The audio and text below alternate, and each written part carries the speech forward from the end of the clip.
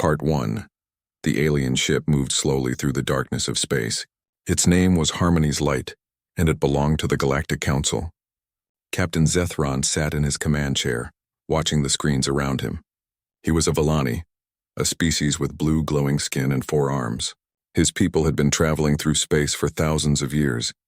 Everything was quiet on this patrol. That was how Zethron liked it. He had been checking this part of space for 3 months now, and nothing strange had happened. The stars looked the same as they always did. The empty space between them was peaceful. Then his communications officer spoke up. Her name was Prill, and she was young for a Vellani. Her skin suddenly flashed with confused colors.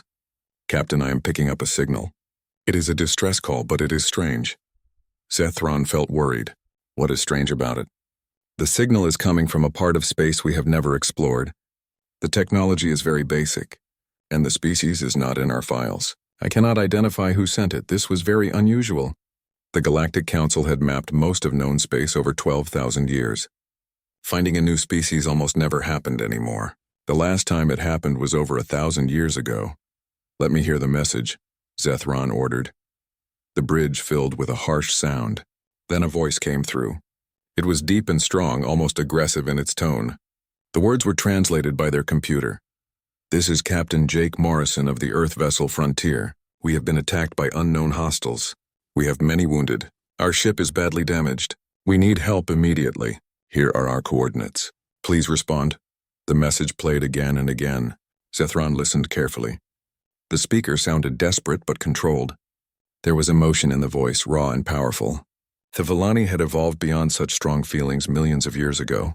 "Earth," Zethron said slowly. "Search our database for any information about this planet." Prill worked at her station for a few moments. Then she looked up and her skin turned dark purple. That was the Vellani color for shock. "Captain, I found it. Earth is listed in the Forbidden Territories file."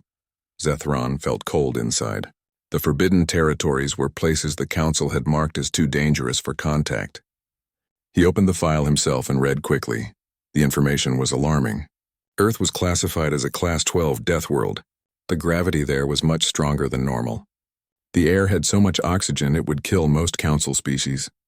The planet had dangerous predators everywhere. The dominant species were called humans. They were described as hyper-aggressive, pack-bonding omnivores. Their technology was primitive, but they were considered extremely dangerous. The Council recommendation was clear: stay away from Earth forever. "By the light?" Zethron whispered. "They are asking for help." A Death World species sent out a call for rescue. His tactical officer, Vren, spoke carefully. "Captain, the human ship is 3 days' travel from here. The attackers match the profile of the Krath Syndicate. The Krath were known pirates. They raided ships, took slaves, and killed without mercy. They had been causing trouble in this region of space for hundreds of years. The Council kept passing laws against them, but nothing ever changed." Zethron made his choice. "Set course for the human ship, maximum speed, and send an urgent message to the Council. Tell them we have found Earth." "Sir," Vren said quietly, "the regulations say we should never contact Death World species. It is against all protocols." Zethron looked at his tactical officer with firm eyes. "The regulations say many things, Vren, but those humans are not asking for trade. They are not looking for friendship. They are under attack and calling for help. Even Deathworlders deserve protection under Council law. We took an oath to protect sentient life." Vren nodded and returned to his station. The ship turned and jumped into faster-than-light speed, racing toward the distress signal. What Zethron did not know was something important. The human distress call had not been sent just to nearby ships. It had been broadcast in every direction, on every frequency that humans knew about, and the message included one more piece of information that would change everything. The humans had told everyone exactly where Earth was located. Most species would never do this. If you are under attack, you hide your homeworld. You protect your people by keeping your location secret. But humans thought differently. They did something that made no sense to the Galactic Council. When the humans were attacked, they did not hide. They advertised their home. They sent out a challenge to the entire galaxy. They said, "Here we are, and we dare you to come for us." Back on Earth, the message from the Frontier had arrived 7 hours ago. The governments of Earth had received it and immediately taken action. The entire Pacific Fleet had been assembled. 37 warships were prepared for launch. They were not going out to explore. They were not going to make friends. They were going to war. Admiral Lisa Hayes stood on the bridge of the battleship Constitution. She was a career military officer, with gray hair and hard eyes that had seen many battles. She looked at the star charts and felt anger burning inside her. "How long until we reach the Frontier's position?" she asked. 18 hours, Admiral, her navigation officer replied. "We will arrive shortly after the Council ship based on our calculations." Lisa nodded. 18 hours to travel 18 light years. Human faster-than-light technology was new, only 70 years old. But it was fast and it was reliable. More importantly, humanity had built it themselves, through hard work and determination. "All ships prepare for combat operations," Lisa ordered. "When we arrive, we secure our people first. Then we find out who attacked them. And then we make sure it never happens again." Around her, the crew worked with quiet efficiency. These were professional soldiers trained for war. Humanity had been fighting wars for its entire existence. Every human alive was descended from survivors, from people who had learned to fight and win against impossible odds. The Constitution and its fleet jumped into faster-than-light travel. They were heading toward an unknown region of space, toward aliens they had never met, toward a fight they did not fully understand. But they were going anyway. Because one of their ships had called for help. Because humans did not abandon their own. Because Earth had entered the galaxy, and the galaxy was about to learn what that meant. Far ahead, Captain Jake Morrison held onto his command chair as another impact shook the Frontier. The Krath were still attacking. His ship was dying and his people were running out of time. But Jake kept broadcasting the distress signal. He kept hoping that someone somewhere would hear. He did not know that help was already on the way. He did not know that his message had started something that would change the galaxy forever. All he knew was that he had done his duty. He had called for help. Now all he could do was survive long enough for that help to arrive. In the darkness of space, three forces were converging on one location: the Krath, who thought they were just attacking another helpless victim; the Council, who were coming to uphold their laws and protect the innocent; and humanity, who were coming to teach the galaxy a lesson about what happens when you hurt one of their own. The galaxy was about to receive an education, and the lesson would be written in fire and steel. Part 2. The Frontier was dying. Captain Jake Morrison could feel it in the way the ship shuddered with each impact.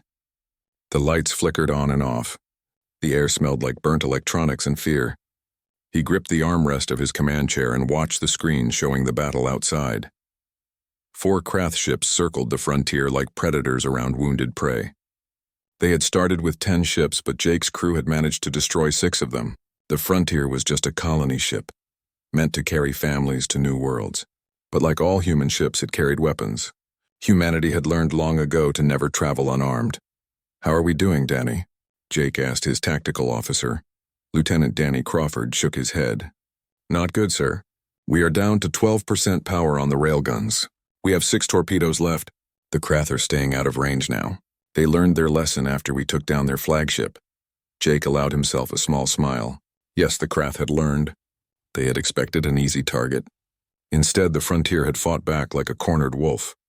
But fighting spirit only got you so far when your ship was falling apart around you. "Lieutenant Carla Bennett, how are the civilians?" Jake called out. Carla turned from her communication station. Her face was dirty with soot from a fire earlier, but her voice stayed steady. "All colonists are in the reinforced sections, Captain. We have 43 wounded, 11 critical. The medical teams are doing everything they can. Keep that distress signal broadcasting," Jake ordered. "Even if nobody comes, Earth needs to know what happened here." "Sir," Danny interrupted, "the Krath are forming up again." "I think they are preparing for a final attack." Jake nodded slowly. He had accepted the possibility of death the moment he took this command. Space exploration was dangerous, but humanity had always pushed forward into dangerous places. That was how you survived. That was how you grew. "All hands, this is the captain. Prepare for final defensive measures. Whatever happens next, I want you all to know it has been an honor serving with you. Give them hell." The Krath ships accelerated. Their weapons began to glow with gathering energy. Jake watched them come, refusing to look away. If these were his last moments, he would face them with his eyes open. Then something impossible happened. Space itself seemed to tear apart. A ship appeared right in front of them, less than 1,000 kilometers away. That should not be possible. Faster-than-light travel required careful calculations and safe distances. Nobody jumped in that close to another ship. What is that? Danny breathed. The new ship was beautiful. It looked like a ribbon of flowing silver and light, elegant and peaceful. It was completely different from the angular, brutal design of human or Krath vessels. The alien ship moved between the frontier and the Krath. Then a voice filled the bridge. It was translated into English by some technology Jake could not understand. Unknown vessels, this is Captain Zethron of the Galactic Council patrol ship Harmony's Light. You are violating Council space. Stop your attack immediately and prepare to be boarded. The Krath hesitated for only a second. Then they opened fire on the newcomer. It was a mistake. The Council ship's shields lit up, absorbing all the incoming energy without any sign of strain. Then it returned fire. Beams of brilliant blue light cut through space and sliced into the Krath vessels like a hot knife through butter. In less than 30 seconds, all 4 Krath ships were floating wrecks, leaking air and dying. Jake sat in stunned silence. His entire crew stared at the screens in disbelief. The battle that would have killed them all had just ended in half a minute. Carla found her voice first. "Sir, the alien ship is hailing us. Put them through." The main screen changed. Jake found himself looking at something from a dream. The alien captain had glowing blue skin and 4 arms. His eyes were large and seemed ancient, full of wisdom. When he spoke, the translated words were formal but kind. "Captain Morrison of Earth, I am Captain Zethron of the Vallani people. Your distress call has been answered. We offer assistance and protection under the authority of the Galactic Council." Jake stood up slowly. This was it. First contact with alien life. It was happening here, in the wreckage of a battle with his ship falling apart. Not exactly how humanity had imagined it would happen. "Captain Zethron, on behalf of humanity and the planet Earth, I thank you for your help. We accept your assistance." Zethron's glowing patterns shifted. It might have been concern. "Captain Morrison, I must inform you of something. Your species has been classified as a Deathworld variant by the Council. There are protocols about making contact with you. However, your immediate survival is more important than protocols." "Deathworld?" Jake repeated. "What does that mean?" "It means, Captain, that the galaxy is about to learn something important. They greatly underestimated Earth." Before Jake could ask more questions, the space around them began to ripple. One by one, ships started appearing. Human warships dropping out of faster-than-light travel in perfect formation. The Pacific Fleet had arrived, 37 vessels strong, led by the massive battleship Constitution. These ships looked nothing like the elegant Council vessel. Human warships were built for function, not beauty. They were covered in heavy armor and bristling with weapons. They looked exactly like what they were, tools of war, designed by a species that had learned to fight or die. A new face appeared on the view screen, pushing Zethron's image to one side. Admiral Lisa Hayes looked out at both ships. Her gray hair was pulled back tight. Her eyes were as hard as steel. "This is Admiral Lisa Hayes of the Earth Space Force. Captain Morrison, report your status." "We are operational, Admiral." Captain Zethron of the Galactic Council arrived and stopped the hostile forces. Lisa turned her attention to Zethron. "Captain, humanity owes you a debt. But I need to ask you something. Those ships that attacked the frontier, where did they come from?" Zethron felt a flutter of worry in his chest. "They are Krath Syndicate, pirates who operate in the outer regions. They will be prosecuted according to Council law. I need their point of origin, Captain." "Where is their base?" "Admiral Hayes, the Council will handle this matter through proper diplomatic channels." Lisa's expression did not change at all. "Captain Morrison's distress call reached Earth 7 hours ago. In that time, we assembled this fleet and traveled 18 light years. We did not come here for diplomatic channels. We came for our people, and we came to send a message to whoever hurt them." Zethron suddenly understood something important. The Council files about humans were incomplete. They talked about physical dangers, about aggression and violence, but they missed the real threat. Humans were not just individually dangerous. They were dangerous as a group. When one human called for help, the others came ready for war. They did not come alone. They did not come afraid. They came in overwhelming force, ready to do violence to protect their own. "Admiral," Zethron said carefully, "I urge you to reconsider. The Galactic Council has maintained peace for thousands of years through proper protocols. Captain Zetheron, I respect what you did here today, but you need to understand something about humans. When someone attacks us, we do not file complaints. We find them, and we make sure they never attack anyone again. Around the frontier in the Harmony's light, the human fleet began to move. They formed into attack formations, patterns that spoke of long practice and military discipline. Every ship moved with purpose, ready to fight. Jake watched from his damaged bridge. He felt pride and worry mixed together. Humanity had just announced itself to the galaxy. And the message was clear. Earth had entered the stars. Earth would protect its people, and Earth did not forgive those who hurt its own. Zetheron looked at the human fleet and realized something that would change everything. The Council had been wrong about the quarantine. They had isolated Earth, thinking that humans would eventually destroy themselves or become peaceful. But humans had not destroyed themselves. They had not become peaceful. They had become organized. They had taken their capacity for violence and channeled it into something focused and purposeful. The galaxy had tried to ignore Earth. Now Earth was here, and it would not be ignored anymore. Admiral Hayes, Zetheron said quietly. What will you do? Lisa looked at him through the screen. We are going to find the Krath base. We are going to arrest everyone responsible, and we are going to show the galaxy what happens when you attack humans. Then, Captain, we are going to have a long talk with your Galactic Council about how things are going to change. The human fleet began to move, heading toward Krath territory. Behind them, the frontier floated in space, damaged but alive. Jake Morrison stood on his bridge and realized that everything had changed. Humanity was no longer alone in the universe. And the universe was about to learn that humanity played by different rules. Part 3, the Grand Assembly Hall had not seen such chaos in 200 years. Representatives from 47 different species filled the massive chamber.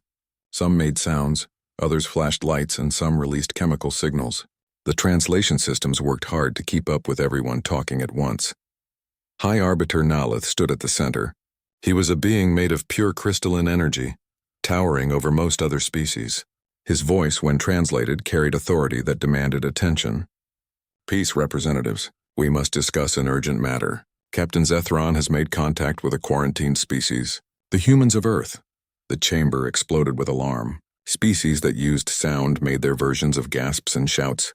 Those that communicated through light flashed in patterns that showed fear and anger. Counselor Thren stood up. He was a Kell with metallic skin and multiple eyes. High Arbiter, the quarantine was placed for good reasons. Deathworld species are either self-destructive or dangerously expansionist. Earth was supposed to stay isolated until they destroyed themselves or evolved beyond their violent nature. The situation has changed, Nalith replied calmly. The humans were attacked by the Krath Syndicate during a colonial mission. They sent a distress call. Captain Zetheron responded, following our oaths to protect all sentient life. A holographic display appeared above the assembly. Everyone watched in silence as footage from the Harmony's light played. They saw the human fleet arrive. They heard Admiral Hayes make her demands. They watched the human warships begin moving toward Krath territory. Counselor Vrina floated forward. She was a Plexian, a species that evolved in space without gravity. Her translated voice carried fear. They came with 37 warships to rescue one colony ship. What does this say about their psychology? About their capacity for violence? It says they protect their people, Zetheron said, stepping forward. He had been called to testify before the Council. Representatives, I have spent time communicating with both Admiral Hayes and Captain Morrison. The humans are not mindless killers. They are a species that survived impossible challenges through cooperation and mutual protection.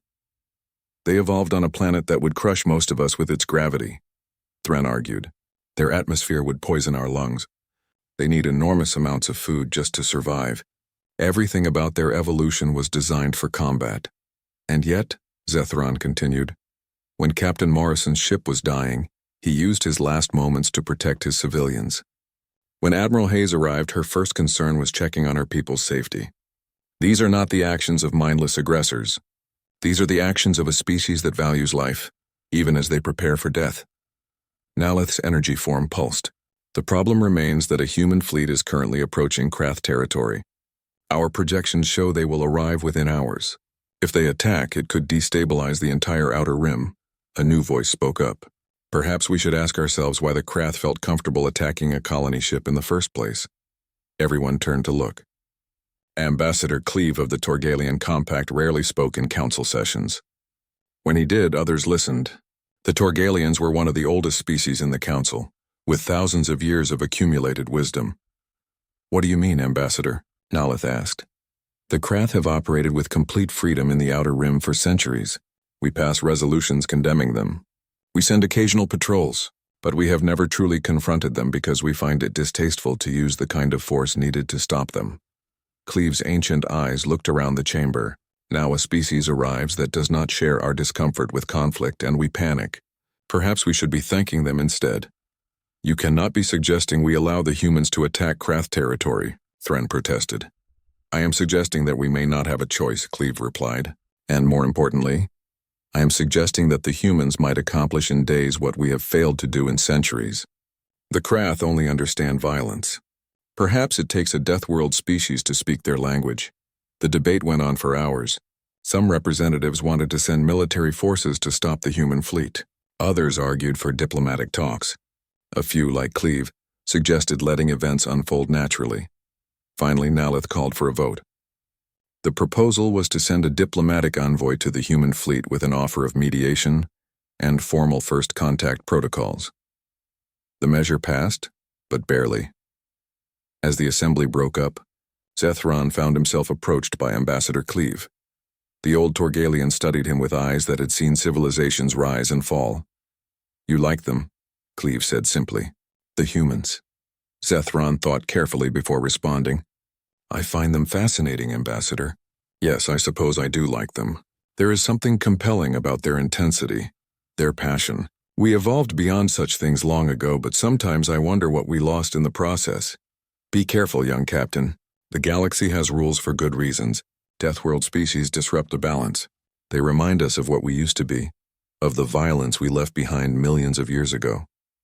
"Perhaps," Zethron said, "that is exactly what the galaxy needs right now. A reminder that we are not as far from our violent past as we like to believe. A reminder that sometimes peace requires the willingness to fight for it." Cleve made a sound that might have been laughter. "The humans will arrive soon for formal first contact. I suspect, Captain Zethron, that everything is about to change. The question is whether we are ready for it." Far from the council chambers, Admiral Lisa Hayes stood on the bridge of the Constitution. The tactical display showed the Krath base clearly now. It was built into an asteroid field, a sprawling complex that had existed for 300 years. It was heavily defended with at least 60 combat vessels protecting it. "Admiral," Commander Kevin Price reported, "we are receiving a transmission from the Galactic Council. They are requesting that we hold position for diplomatic talks." Lisa did not take her eyes off the display. "Tell them we will be happy to talk. Right after we complete our mission. Ma'am, they are suggesting that an attack on the Krath could destabilize the region. The region became unstable the moment the Krath attacked the frontier." Lisa finally turned to look at her crew. Every face was watching her, waiting for orders. "I want to be absolutely clear about something. We did not come out here looking for a fight. We did not come here to conquer anyone. But we will not allow anyone to attack our people without consequences. The galaxy needs to understand that about humanity. Are we clear?"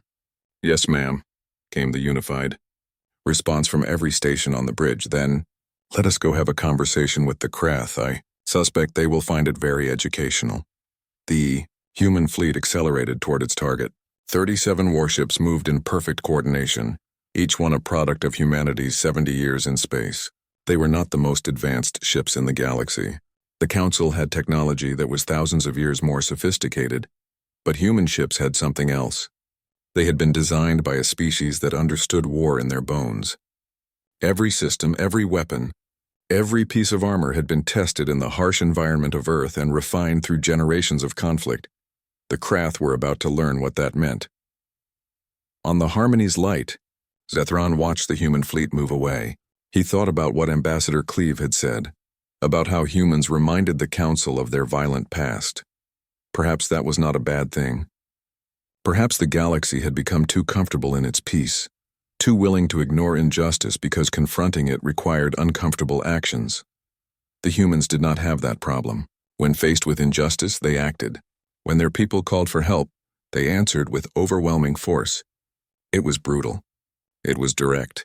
It was very, very human, and maybe, just maybe, it was exactly what the galaxy needed. The Constitution led the fleet forward, and the galaxy held its breath, waiting to see what would happen when the Deathworlders went to war. Part 4. The Krath base called Station Zentar had existed for over 300 years. It was a massive fortress carved into a cluster of asteroids, protected by automated defense platforms and patrolled by the largest pirate fleet in the Outer Rim. The Krath had grown comfortable here. They knew the Council's aversion to violence made them essentially untouchable. That comfort died when the human fleet appeared. At the edge of the asteroid field, Warlord Cratch watched the tactical display with his cluster of compound eyes. The human ships were smaller than he expected, crude compared to the elegant Council vessels he had seen in intelligence reports. But there were so many of them, and they moved with a precision that spoke of serious military training. Send them a warning, Cratch clicked to his communications officer. Tell them this is Syndicate territory. If they do not leave immediately, we will consider it an act of war. The response came back within seconds. The alien sounds were translated into something Cratch could understand. This is Admiral Lisa Hayes of the Earth Space Force. You have 2 options. Option 1. Power down your weapons and prepare to be arrested on charges of piracy and attempted murder. Option 2. Find out why humanity earned the classification of Deathworld species. You have 3 minutes to decide. Cratch felt his combat instincts surge through his body. No one spoke to the Syndicate this way. He had ruled this sector for 20 years through fear and violence. Launch all fighters. Activate every defense platform. We will show these newcomers what it costs to challenge us. The battle began with the Krath firing first. A massive wave of plasma bolts and missiles shot toward the human fleet. It should have been enough firepower to overwhelm any attacking force.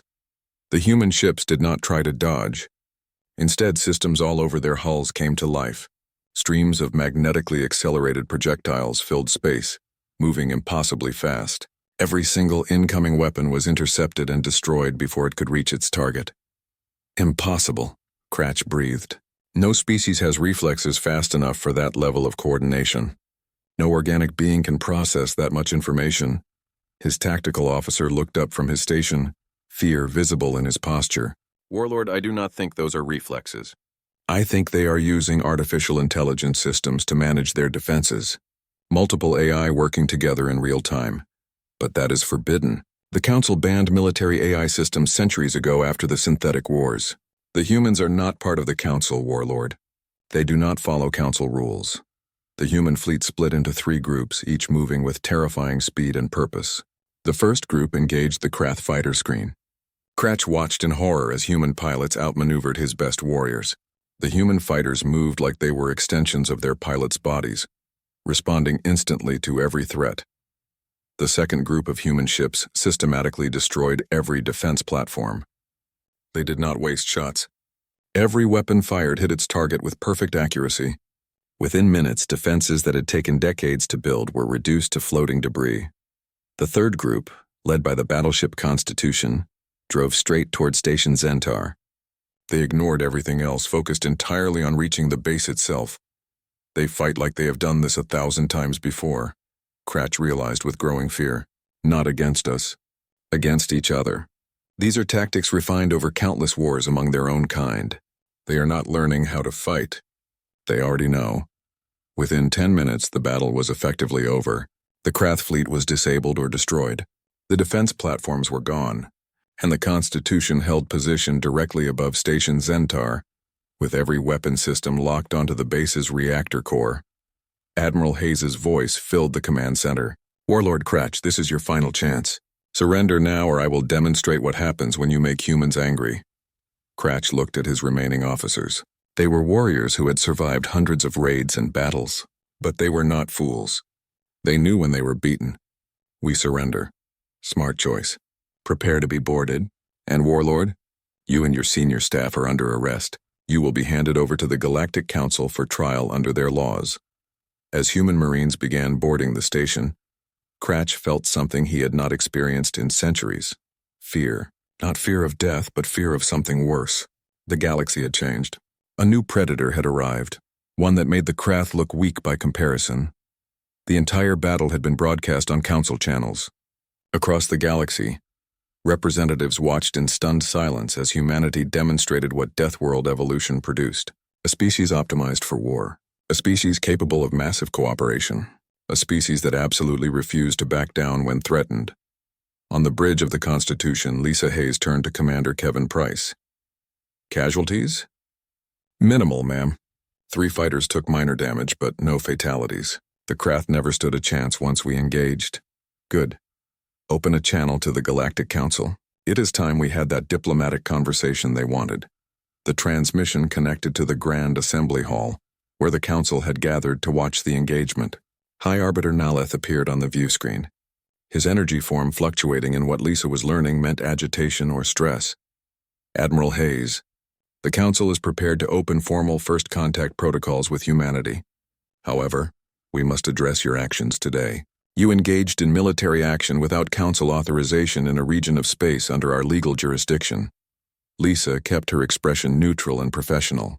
High Arbiter, with respect, the Krath attacked our people. We responded appropriately according to our own laws. We have captured their leadership and are prepared to turn them over to you for prosecution under your legal system. I fail to see what problem exists. The problem, Admiral, is that you unilaterally decided to use military force in a region where the Council is responsible for maintaining order and peace.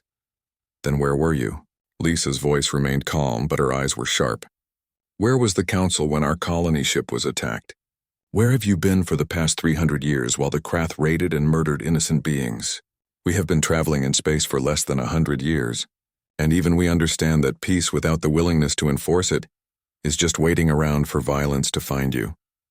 The chamber fell completely silent. Finally, Ambassador Cleave spoke up from his position. The Admiral makes a valid point, High Arbiter. Perhaps this incident has revealed a critical flaw in our approach to galactic security. We have been so afraid of returning to our violent pasts that we have allowed predators to flourish in the shadows of our civilization. Councillor Thren stood abruptly, his metallic skin flashing with anger. You cannot be suggesting we adopt the brutal ways of a Deathworld species. We evolved beyond such barbarism millions of years ago. Did we? Cleave asked calmly. Or did we simply become very good at hiding from it? The humans have been traveling in space for only 70 years and have already achieved what we failed to accomplish in 3 centuries. They stopped the Krath. Perhaps instead of lecturing them about our rules, we should be learning from their example. Lisa watched the debate unfold with interest. She was beginning to understand these aliens better. They were not cowards exactly. They were simply so far removed from violence and conflict that they had forgotten how to confront it directly. They had become comfortable, perhaps too comfortable. High Arbiter, she interrupted the discussion. Earth did not come to the stars looking for war. We came looking for new worlds and new opportunities for our people. But we learned a very long time ago, through much suffering and many mistakes, that if you want peace, you must be prepared to defend it. We are willing to work within your Council's framework and learn your ways, but not if it means abandoning our people when they call for help. Not if it means ignoring justice because enforcing it is uncomfortable. What exactly are you proposing, Admiral? Naleth asked carefully. Formal first contact between Earth and the Galactic Council, establishment of diplomatic relations, and a mutual defense treaty. You help us understand the galaxy and its rules. We will help you remember how to defend the peace you have built. We can learn from each other. The debate that followed lasted for many hours. Representatives argued passionately on both sides. Some feared that accepting humanity would corrupt their peaceful civilization. Others argued that humanity represented an opportunity to address problems the Council had long ignored. In the end, a narrow majority voted in favor of opening formal relations with Earth. Humanity would be granted provisional Council status, pending a full evaluation of their culture, technology, and compatibility with Council values. As the transmission ended, Commander Kevin Price turned to Lisa with a question in his eyes. Do you think this will work, ma'am? Can we really integrate with species that are so fundamentally different from us? Lisa looked out at the stars through the main view screen. I honestly do not know, Kevin, but I know this much: humanity earned its place in the galaxy today. We showed them what we are capable of when threatened. Now comes the harder part. We have to show them who we are when we are not fighting. That will be the real test of whether this works. On the Harmony's light, Captain Zethron watched the human fleet begin its journey back toward Earth space. Part 5. 6 months had passed since the incident at Station Zentar. The Grand Assembly Hall looked different now. New sections had been built to accommodate representatives from Earth. The chairs were reinforced to support high-gravity physiology. The atmospheric systems had been modified to provide separate breathing zones. The Council was learning to adapt. Ambassador Peter Grant stood to address the Council for the first time as an official representative of Earth. He was a career diplomat who had spent 20 years negotiating peace agreements on Earth, but he was also a former Marine, and that combination of skills was exactly why Earth had chosen him for this role. Honored representatives, Peter began. His words instantly translated into 47 different communication formats. 6 months ago, humanity made first contact under difficult circumstances. Today, I stand before you to formalize what we hope will be a long and beneficial relationship for all involved. High Arbiter Nalith gestured for him to continue. The crystalline being had spent considerable time learning about human communication styles and body language. Earth proposes a new framework for our participation in the Galactic Council. We understand that our species comes from a background that many of you find concerning. We evolved on what you call a death world. We had to fight for survival every single day. This has made us different from most Council species in significant ways. Peter paused, letting his words be fully translated and understood, but it has also given us certain capabilities that we believe can benefit everyone here. We propose the creation of a new Council division, the Peacekeeping Force. Humanity will provide the primary military component, working alongside volunteers from any Council species who wish to join. The chamber immediately erupted in heated debate. Councillor Thren was among the first to voice strong opposition. This is exactly what we feared from the beginning. The humans want to militarize the entire Council structure. No, Peter said firmly but respectfully. We want to give the Council the ability to enforce its own laws and protect its own citizens. For thousands of years, you have passed resolutions and created regulations, but you have had no reliable way to enforce them against those who simply chose to ignore them. The Krath Syndicate was not an isolated problem. Our intelligence reports indicate at least 12 other major criminal organizations operating in Council space, with complete impunity. Ambassador Cleave stood, his ancient voice carrying natural authority throughout the chamber. The ambassador speaks the truth. We have been blind to this systemic problem because acknowledging it would require us to acknowledge our own limitations and failures. Perhaps it is time we stop pretending that strongly worded resolutions are sufficient deterrents to those who profit from violence and suffering. But at what cost to our civilization? Another representative asked with genuine concern. If we accept this proposal, we are accepting that violence has a permanent place in our society. We are going backwards instead of forwards. Captain Zethron, who had been granted a special liaison position between the Council and humanity, spoke up from his station. Representatives, I have spent the past 6 months working closely with humans. I have visited Earth, walked through their cities, and spoken extensively with their people. What I have learned is that humanity's relationship with violence is far more complex and nuanced than we initially understood or believed. He activated a holographic display showing various scenes from Earth, cities filled with art, music, and culture, universities where thousands of species now studied together in peace, medical facilities where human doctors worked tirelessly to adapt their advanced regenerative technology for use with other species. Humans are capable of great violence, this is absolutely true. But they are equally capable of profound compassion and kindness. They fight fiercely when necessary, but they also heal fiercely.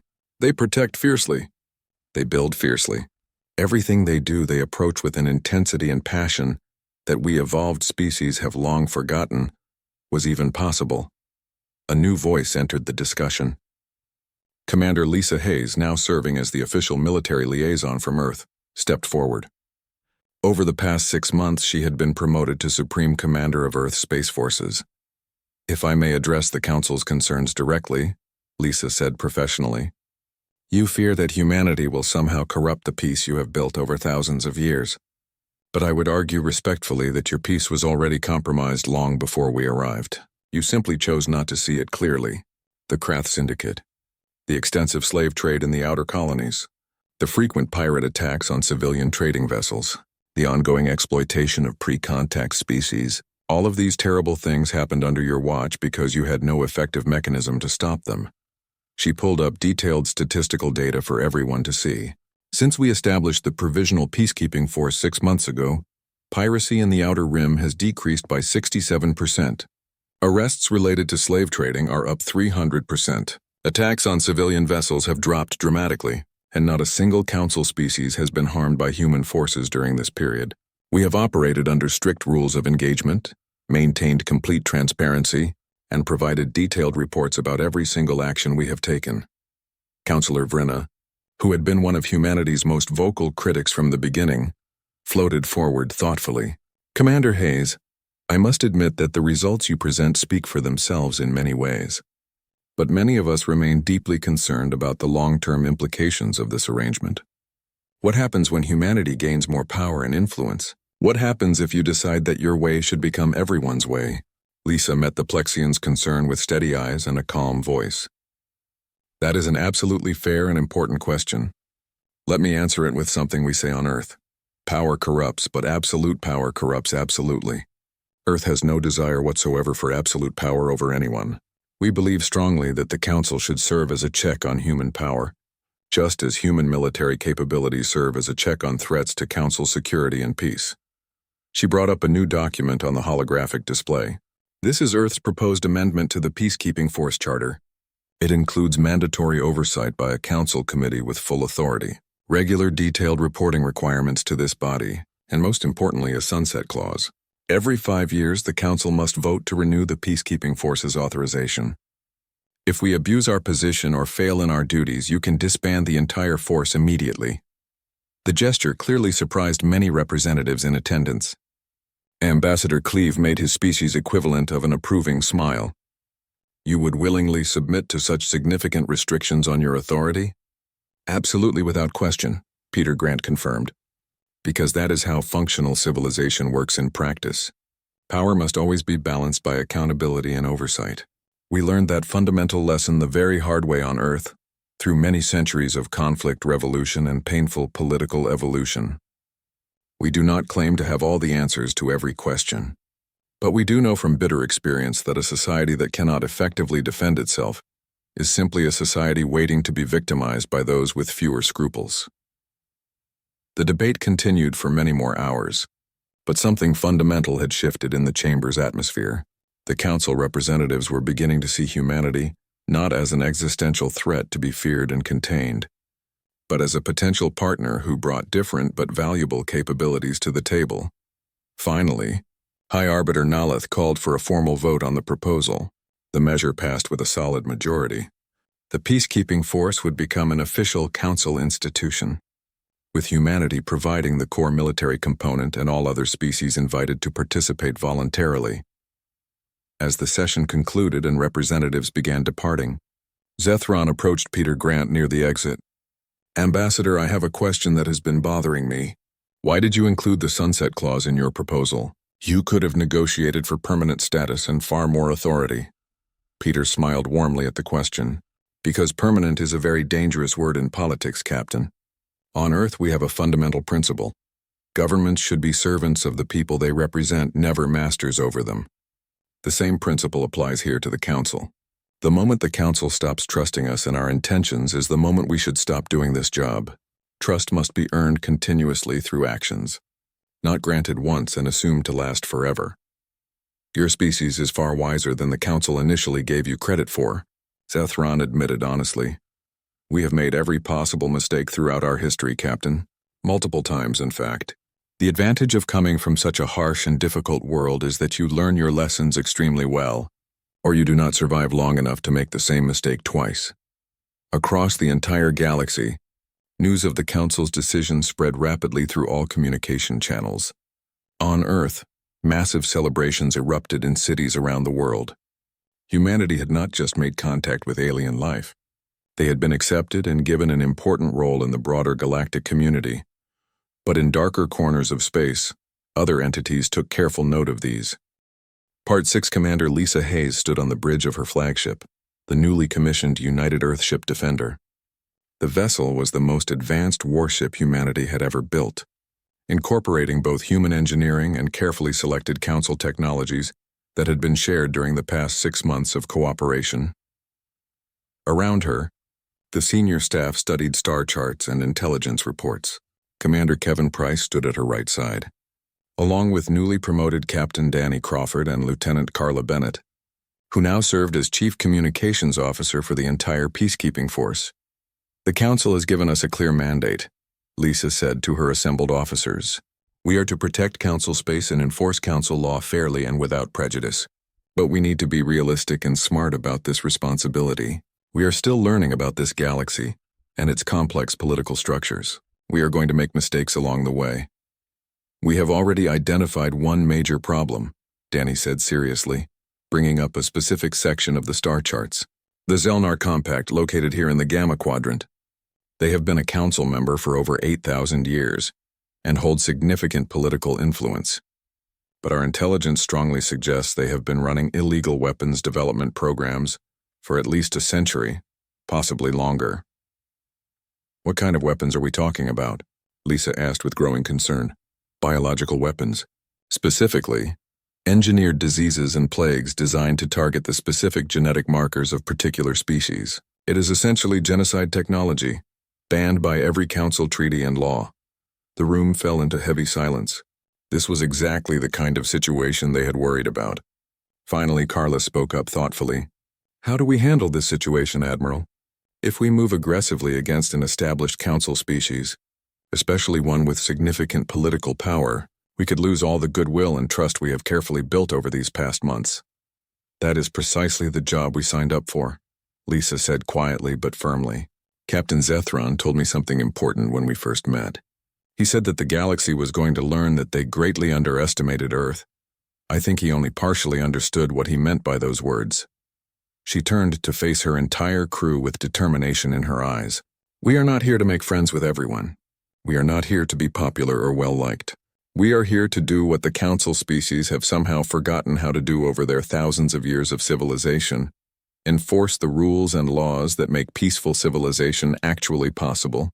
Yes, it will be extremely uncomfortable at times. Yes, we will definitely make enemies. But if we do not do this difficult work, who will? Who else can?" "When do we move against the Zelnar?" Kevin asked directly. "Not yet," Lisa decided after careful thought. "First, we gather absolutely solid evidence that cannot be disputed. We build a completely airtight case with documentation and proof, and then we present everything to the Council and let them make the final call on action. We are not conquerors imposing our will. We are peacekeepers serving the Council's interests. There is a critically important difference that we must never forget." As the meeting concluded and officers returned to their duties, Lisa stood alone on the bridge, looking out at the infinite stars beyond.